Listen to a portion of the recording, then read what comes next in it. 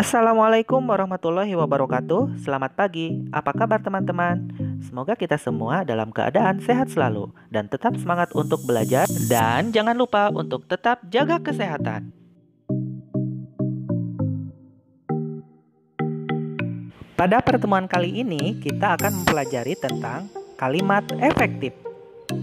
Jika kamu orang yang suka membaca, apapun itu, misalnya seperti membaca cerita, membaca komentar-komentar forum diskusi di dunia maya, membaca makalah, dan lain sebagainya, pasti akan banyak menemukan kalimat yang berbelit-belit. Nah, tentu kalimat yang seperti ini terkadang akan menimbulkan rasa jengkel dan bosan, apalagi jika kita sudah niat serius untuk memahaminya, tapi malah kalimatnya justru yang gak jelas maksudnya apa, ya kan? Nah, diperlukan pemahaman tentang penggunaan kalimat yang jelas, lugas, dan efisien penggunaannya agar tidak berbelit-belit.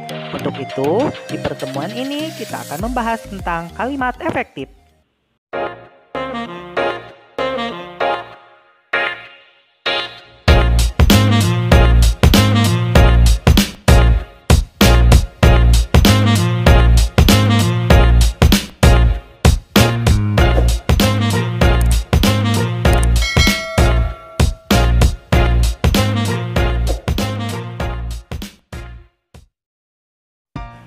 Yang akan kita bahas yang pertama, apa itu kalimat efektif? Kalimat efektif adalah kalimat yang sesuai dengan kaidah-kaidah yang berlaku dan mudah dipahami oleh pembaca.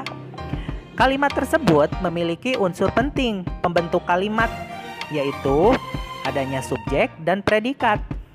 Kemudian ejaan yang digunakan sudah mengacu pada PUEB, yaitu Pedoman Umum Ejaan Bahasa Indonesia, serta kata-kata yang digunakan juga tepat. Berikutnya, ciri-ciri kalimat efektif. Kalimat efektif memiliki ciri-ciri tersendiri. Berikut merupakan ciri-ciri kalimat efektif. Yang pertama, memiliki unsur pokok pembentuk kalimat, yaitu adanya subjek dan predikat. Yang kedua, pemilihan kata atau disebut dengan diksi yang baik dan tepat. Kemudian ciri yang ketiga, sesuai dengan Pedoman Umum Ejaan Bahasa Indonesia atau kita sebut PUEB. Dan ciri yang keempat yaitu hemat dalam penggunaan kata. Nah, berikutnya syarat-syarat kalimat efektif. Syarat tersebut meliputi kesatuan, kehematan, kelogisan, kepaduan, dan ketepatan. Kita akan bahas satu persatu. Yang pertama, syarat kesatuan. Kesatuan merupakan syarat kalimat efektif yang sangat penting diperhatikan. Kesatuan adalah kesesuaian antara gagasan dengan struktur kalimat yang dibuat.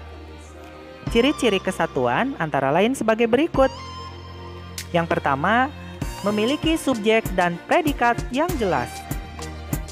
Jadi, kita harus menghindari penggunaan kata depan sebelum subjek kalimat. Seperti contoh pada kalimat berikut. Di rumah Budi membaca buku. Kalimat tersebut tidak menunjukkan subjek dan predikat yang jelas.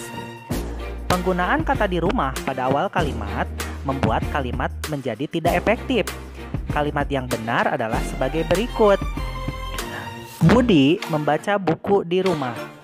Nah, pada kalimat tersebut, subjek kalimat menjadi jelas, yaitu Budi.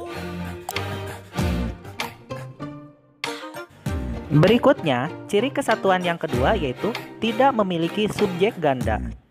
Jadi, kalimat yang menggunakan subjek ganda harus dihindari. Contohnya, kalimat tidak efektifnya sebagai berikut. Pembuatan tugas itu, Wati dibantu ayahnya. Sehingga diubah menjadi kalimat efektif sebagai berikut. Dalam membuat tugas itu, Wati dibantu ayahnya.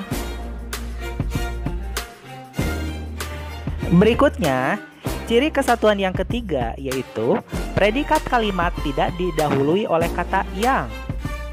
Berikut contoh kalimat tidak efektif. Budi yang berasal dari Jakarta. Nah, diubah menjadi kalimat efektif. Budi berasal dari Jakarta. Syarat kalimat efektif yang kedua yaitu adanya kehematan. kehematan di sini adalah tidak menggunakan kata-kata berlebihan. Kata yang digunakan tidak jamak.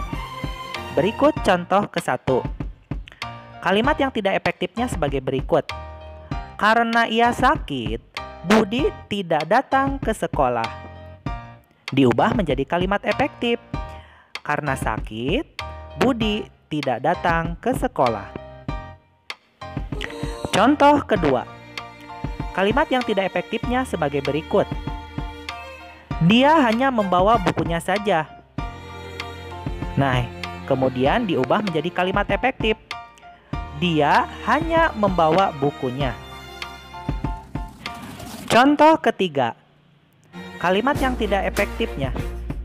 Para tamu-tamu sudah tiba di tempat acara. Nah, kalimat tersebut tidak efektif. Diubah menjadi kalimat yang efektif. Sebagai berikut, tamu-tamu sudah tiba di tempat acara.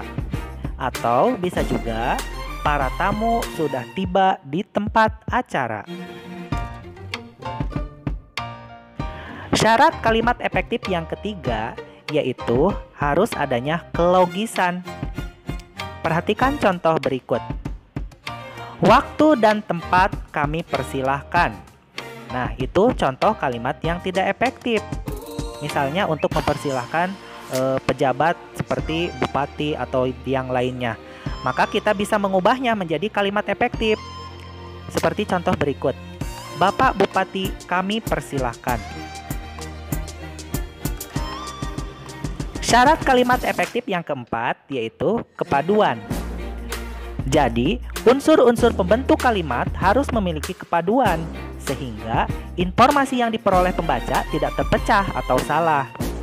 Perhatikan contoh berikut. Ikan menggoreng ibu di dapur. Nah, itu merupakan contoh kalimat tidak efektif. Nah, diubah menjadi kalimat yang efektif sebagai berikut. Ibu menggoreng ikan di dapur.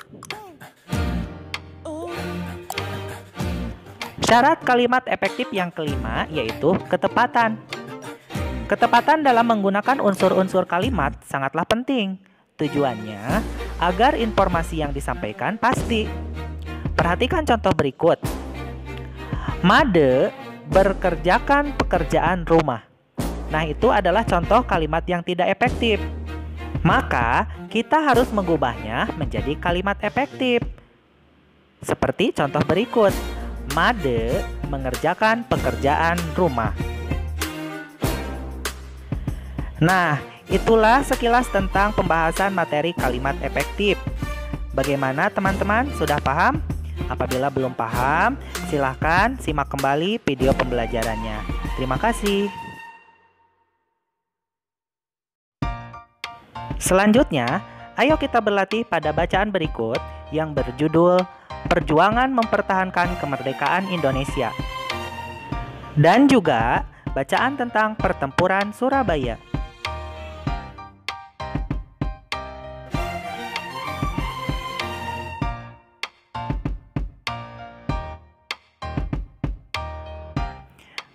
Apabila sudah selesai membacanya, buatlah peta pikirannya seperti bagan berikut.